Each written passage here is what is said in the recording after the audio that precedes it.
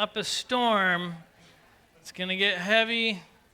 I'm going through like a sabbatical kind of recap, a little recap of some of the things I was learning on sabbatical, and I hope will have application for us as we come home.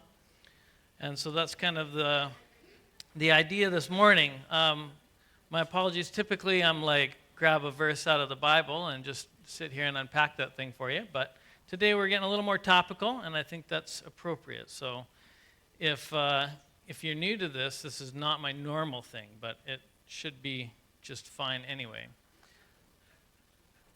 All comfortable? Yeah, I was just kind of spinning the wheels until everyone sat down. All right, well, it is good to be back. It has been 4 months since I've been up here to preach, which for a guy who is a preacher, kind of by trade, and preached most of the Sundays over the last, 8 years, like 50 Sundays a year or something like that, it actually kind of took me a little bit of adjusting to get used to not doing that thing. I find myself, I would like read the Bible, and then I would process or package all of the things that I was learning so that I could put them into a sermon and teach them to somebody else. And I would never actually like just stop and get into kind of my own thing, And it was a sermon I would actually never end up preaching, which, isn't so bad, I guess. But I did actually stay awake for most of my own sermons to myself. But slowly over the sabbatical, I quit worrying quite as much about, how to communicate what God was teaching me. And I could just kind of learn, and I could learn slowly. There wasn't a rush to move from, this passage to the next passage because we already went over that one. If it wasn't done with me yet, then I wasn't done with it yet. So we just kind of stay hanging out in the Word. And one thing I think that God was inviting me to ruminate on, and I shared about this a little bit before the sabbatical, as I headed into the sabbatical, was the idea of abiding. Which is why we were reading that passage from John 15 this morning on abiding. So we organized our time away with the hopes of being able to do kind of just that very thing. We spent the first couple months on the road, camping our way through Washington and Oregon, down to California, into Nevada, over to Utah, then down to Arizona, where we met with my sister, and then we moved from the Grand Canyon down to Tucson, and we stayed there for quite a while. But as we kind of camped along, we would stop occasionally to see friends or family along the way. In my head, all of this camping was going to be like full of, peaceful and serene sunrises and sunsets. It was almost like I forgot what kids are like, or what camping is like. I don't know, like we haven't done a lot of that in the last 8 years, and I think I might have forgot, or what I'm like for that matter. Don't get me wrong. We did see, sunrise, and so that kept happening. The sun kept going up and down as we went along, and they were spectacular. A few sunrises were especially so. In Utah, had some pretty good ones. But often enough, we were sharing those sunsets with a kind of road-weary family who had been stuck in the back of a pickup truck for the preceding 5 hours, right? So some of the glow had kind of worn off the edges or whatever. But this led me to my first reflection on abiding, which is this, that God is not limited, or I guess God's invitation to abide in him is not limited to the perfect sunset or to the perfect day at the beach or the perfect whatever thing is in your brain, right? The invitation to abide is also there when our radiator cracked on us, hours away from any mechanic shop, and with a trailer pulling behind and going, what now? What does abiding look like in that moment? For us, it looked like a prayer, asking God for help, which, in addition to being a prayer that I hope God would answer materially and tangibly, was also a necessary exercise to help me remember that he is still there. Just because my radiator was leaking didn't mean that God had gone anywhere on me. We could navigate some of these kind of hardships or troubles or whatever together. Additionally, I was encouraged by my camp neighbor, John, who drove me to gas stations looking for parts, and he helped me to diagnose what was going on. He was a Class 1 driver, and he had this gigantic RV that he was pulling. He had retired, and he was pulling that thing all over the place, and I helped him park it. And I think he maybe felt like he owed me a lot because it was quite a thing to park it, although he did a better job of that than I did with my small trailer, if I'm honest. But whatever it was, he was very generous, and he took us all over the place, and it was good getting to know him. And that kind of happened a lot. We kept being encouraged by people along the road, random strangers. Or I was encouraged by my phone call to Rob when I was like, hey, guess what just happened to me? Who suggested that I dabble into witchcraft to find my solution and put pepper into my boiling, toiling radiator. And it helped. I did it. I don't know how or why, but it did help. And the guys at the radiator shop, they were in Salem. I had to drive 2 hours from where we were camped in Halem over there to get to this new radiator. And the guys at the radiator shop were like, oh yeah, the pepper trick. Yeah, cool, that's a good one. Like it's a thing. I don't know. Am I the only one that didn't know this? I guess I learned it at the right time. Anyway, so pepper, who knew? As the trip progressed, God would continue to use my pickup truck as an invitation to abide in him. Over the course of the trip, we ended up replacing the upper and lower ball joints on both sides, the driver's side CV axle, the front brakes, the radiator, the thermostat. Our muffler is new, and future camp neighbors didn't understand how grateful they were for that repair, because as we were pulling out of town, I went, there's a little funny sound as we go up the hill, like that. And then by the time we made it into Washington, it was like that. And then by the time we were creeping 5 miles an hour through the campsite, it goes, and I'm just like, good morning, hello everybody. Yeah, it's a nice day for camping, isn't it? In Washington, we also had to stop and get a better hitch to safely pull the trailer, which put us back about $700, which we didn't expect. I didn't know that hitches cost that much money, but they do. We also got to sell that hitch later on, so it was all good. We also had to repair our AC as we came from California and entered into Nevada, and so that was, it became necessary. In Nevada, it was still very hot at that time of the year.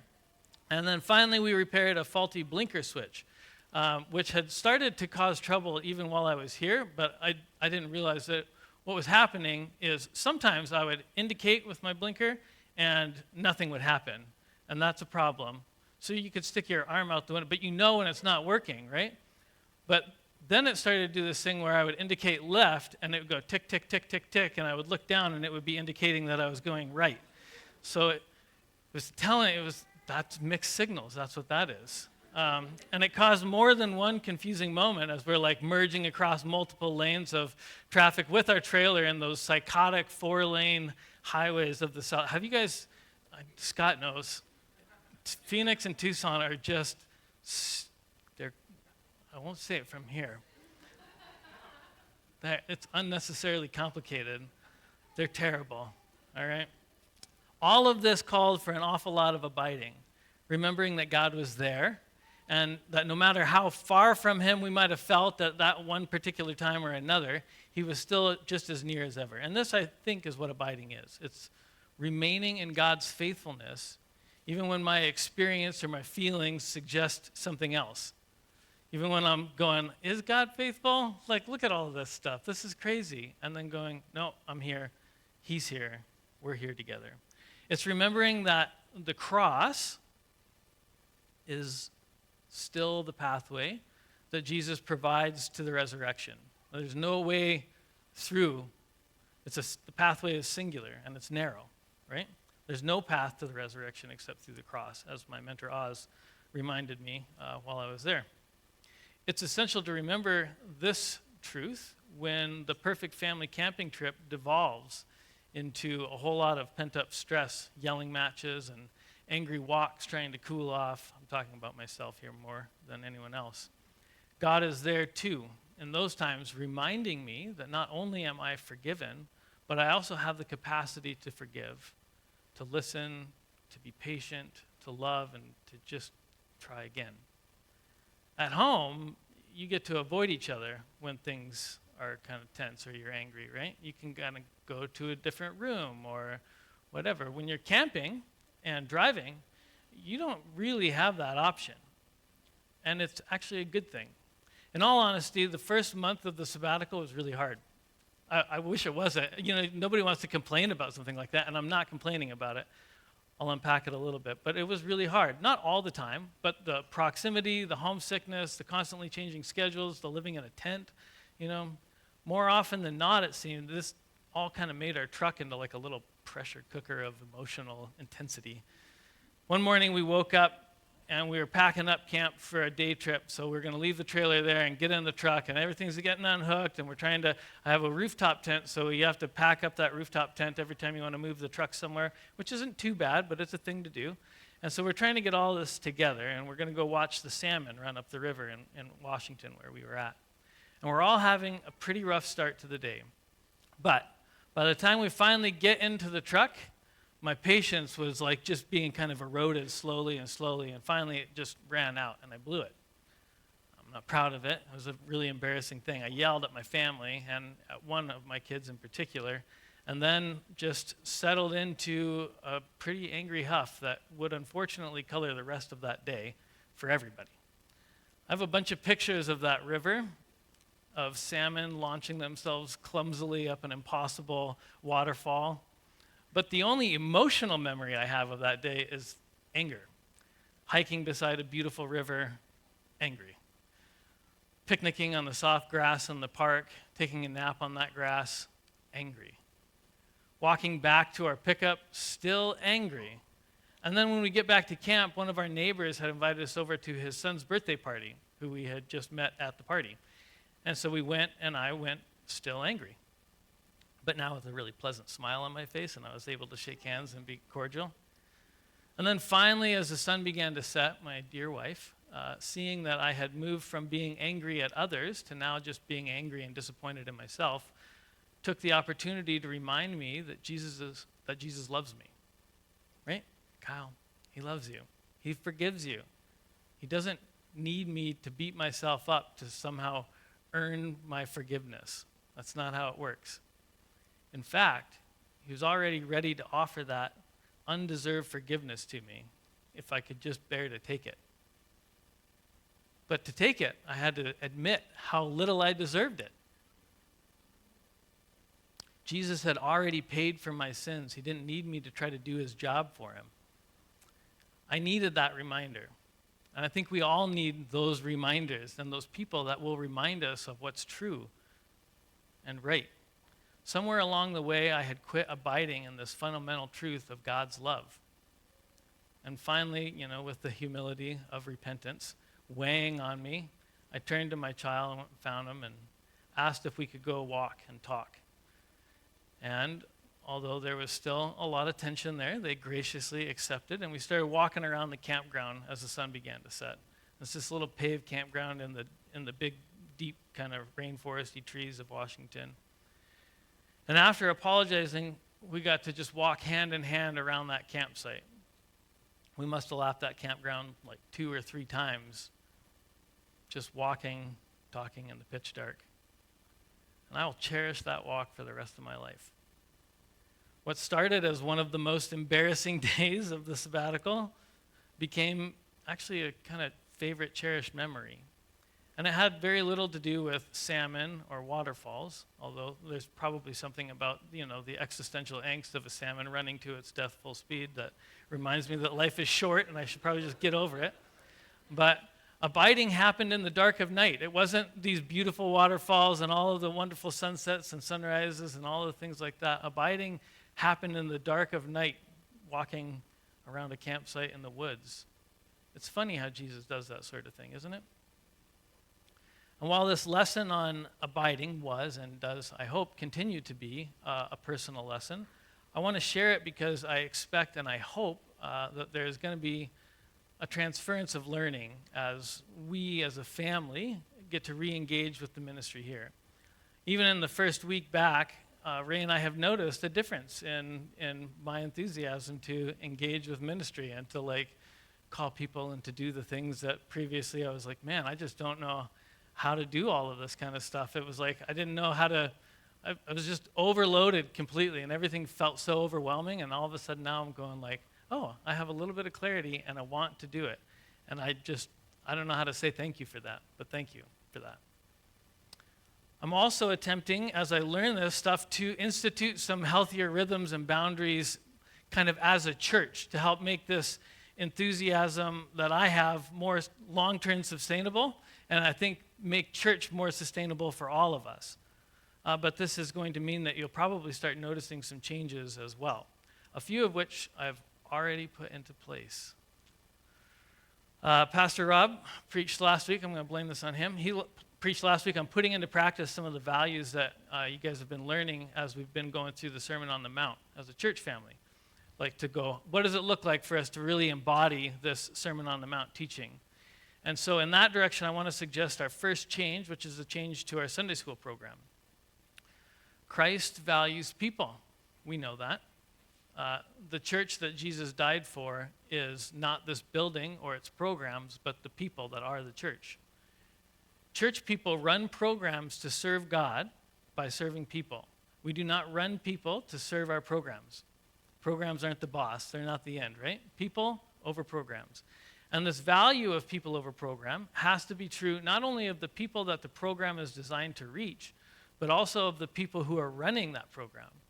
And as I come back with perhaps just this new clarity, I'm not seeing a new thing necessarily, but I am starting to see that we've designed our Sunday school program to teach Sunday school and to burn out volunteers, which isn't wonderful. It's not very Christ-honoring the way that we end up treating those volunteers. And to our volunteers, I am sorry. And I am sorry if you're here. I'm sorry because I know that you love those kids, and I'm grateful for all the hours and the life that you have invested in teaching those kids. I know you love those kids and that their discipleship matters tremendously to you. It's a shame to see that enthusiasm eroded away through these things. And it's my hope that we get to do better by you and by the kids, honestly, in the future. This doesn't mean that Sunday school isn't going to require hard work. It's still going to require hard work. Doing anything with excellence always means hard work. And we could go downstairs and press play on VeggieTales, but that would serve the teachers probably more than the students, and that doesn't really work well either. So here's what I'm going to propose. And it's a little hard, and it feels scary to me. I'm going to press pause on our Sunday school classes. Now, before you leave, moms and dads of young children, I understand how vital and critical this thing is. But I'm going to press pause on Sunday school classes starting in February, and then we're going to relaunch them conditionally on a healthier volunteer base. So beginning today, I'm going to do like a pledge drive. We did a pledge drive when we wanted to see if we could build the kitchen over at the chapel or not. And so we're going to do like a pledge drive, and that's what's inside of your bulletins. You can sign up there. We're looking for people to sign up for not more than 2 Sundays a month from now until next fall. That's the block of classes that we need to fill from now until next fall.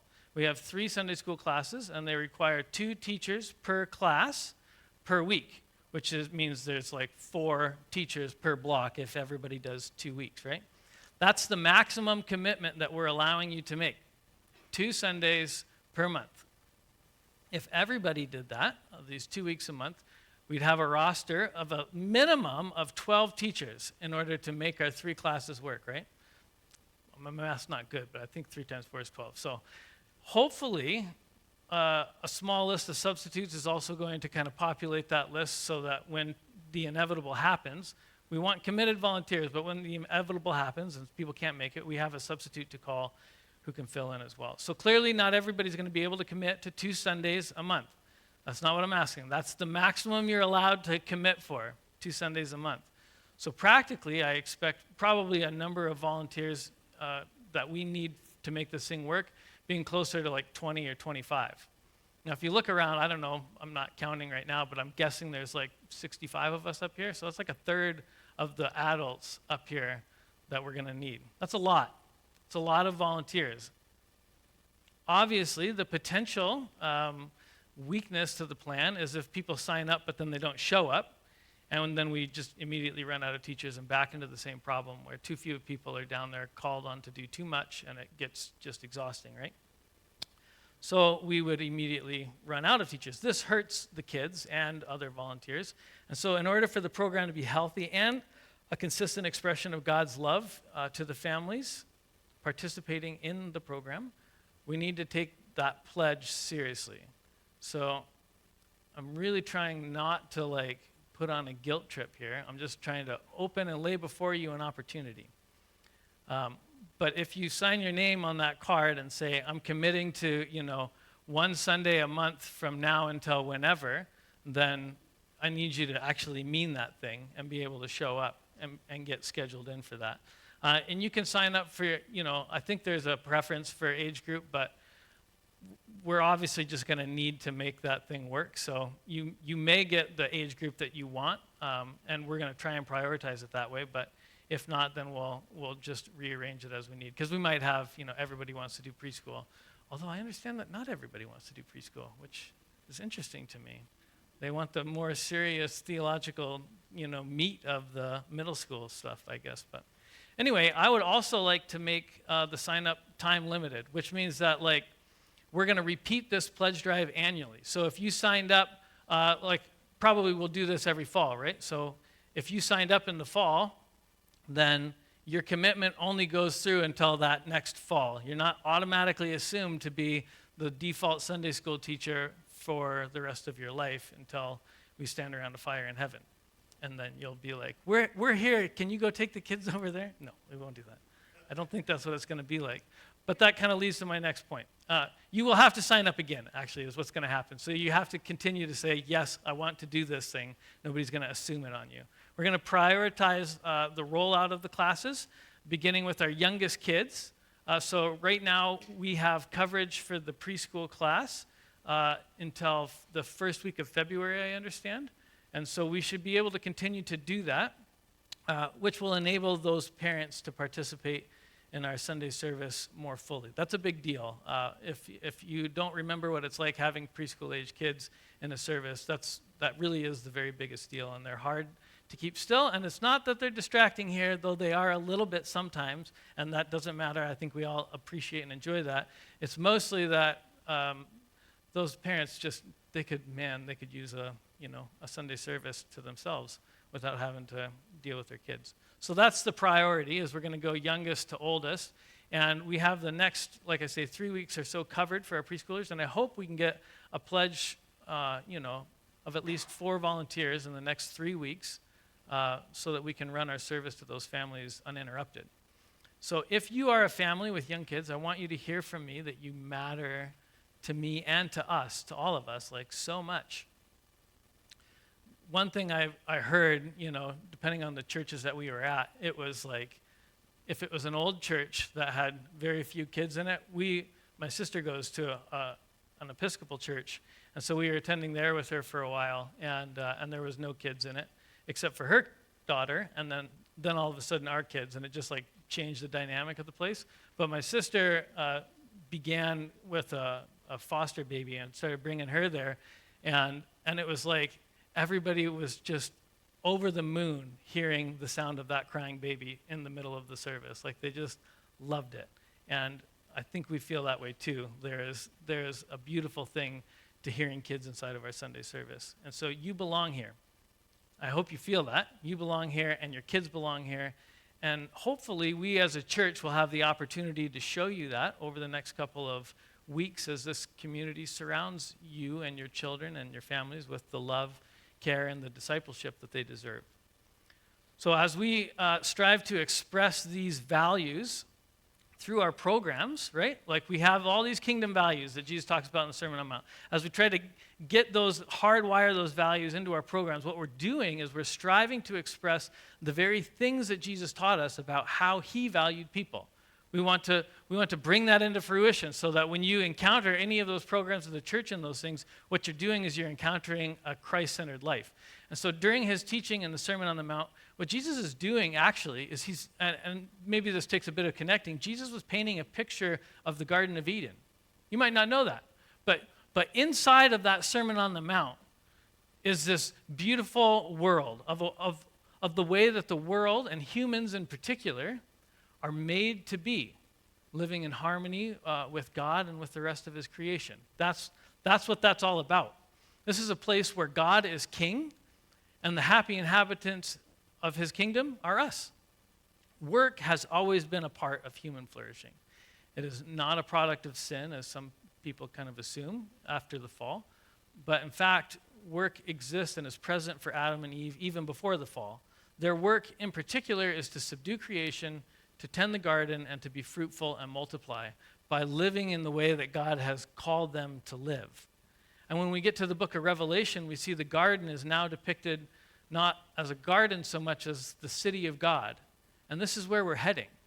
This is what we're getting ourselves ready for. This is what we're looking forward to. This is the world that we're going to inhabit one day. And it's our job now to structure our world to the best of our abilities, our lives, and ourselves as Christ's church in such a way that human flourishing happens here and looks like the kind of human flourishing that will be happening in that last and final day.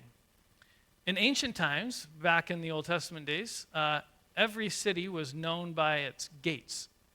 The gates were where those outside of the city came to find food, refuge, relief, and justice.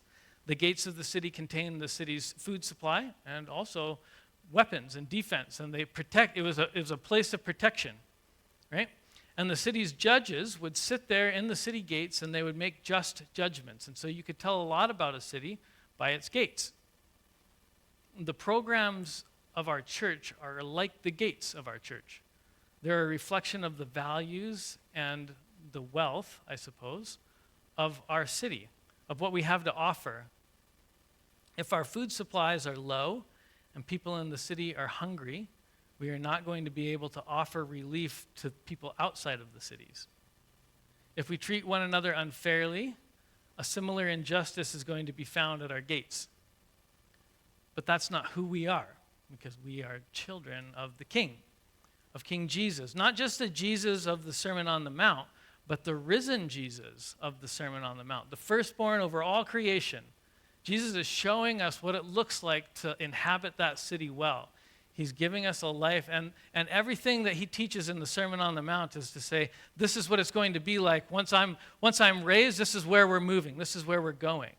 Our King, who provided manna for our ancestors in the wilderness, has become for us the bread of heaven. The very thing that our soul hungers for, he has provided for us in abundance. In fact, Jesus tells us of God's paradoxical generosity. Regarding forgiveness, he says that we have an unending supply. The more that we give, the greater our own abundance will become. Forgive, he says, and you will be forgiven. Give, and it will be given to you. A good measure, pressed down, shaken together, and running over, will be poured into your lap. For with the measure that you use, it will be measured to you. This is a call to have very generous city gates. And we can reflect that generosity, that abundance, through our programs. This God-honoring generosity is not limited only to those people, though, outside of the city, outside of our church. We can be very outwardly focused, and that's a good thing, to always be looking into the mission field that God calls us into. But if the way that we treat each other, if the way that we treat our volunteers, if the way that we just kind of like do this thing is not consistent with that same message, it's really confusing. Not least for those of us that are inside of the city going, I don't think we have the food to give away. I'm starving to death. How are we taking care of us? And so we need to balance both of those. And I don't want this to become one of those things that people preach back to me and go, sorry, no outreach, no mission, because our missional communities are doing that very thing. They're there to do that. But those missional communities also need to have each other to be able to take care of each other, to be able to represent each other's needs, and to be Christ and the church to each other in order to enable that successful and healthy outreach happens. The church is full of recipients of this radical generosity of God. And because of this, our gates overflow, actually, with God's abundant love. So as we begin to re-look at our programs, we need to keep this in mind. The branch will only bear fruit when it remains or abides in the vine. Apart from him, we can do nothing. But imagine what it would look like if we could be a part of that thing. If we could also, as a community, begin to abide in those things. And so that's the direction we're going to be heading. I would like to head anyways, is toward further steps into going, you know what, we value this thing, let's live it out. Let's pray. Father, it feels a little bit scary to shut down a program that we've kind of always done, especially because we all know how critical, vital, and important and beautiful that program is. And so we would ask, Lord, that as we do this, it would be received as a step of faith, and that you would see and honor that, and that we would be able to honor you through it. And that as we look at how we disciple our kids and what it looks like to be able to continue to reach into those lives, to teach them about your love, that the generosity shared around in here, that the love would be abundant and overflowing, that we would meet that in each other, and that what we present to this community around us would be the overflow of your abundance.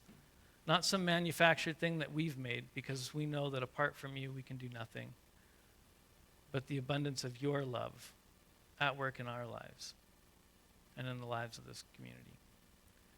We pray this in Jesus' name. Amen.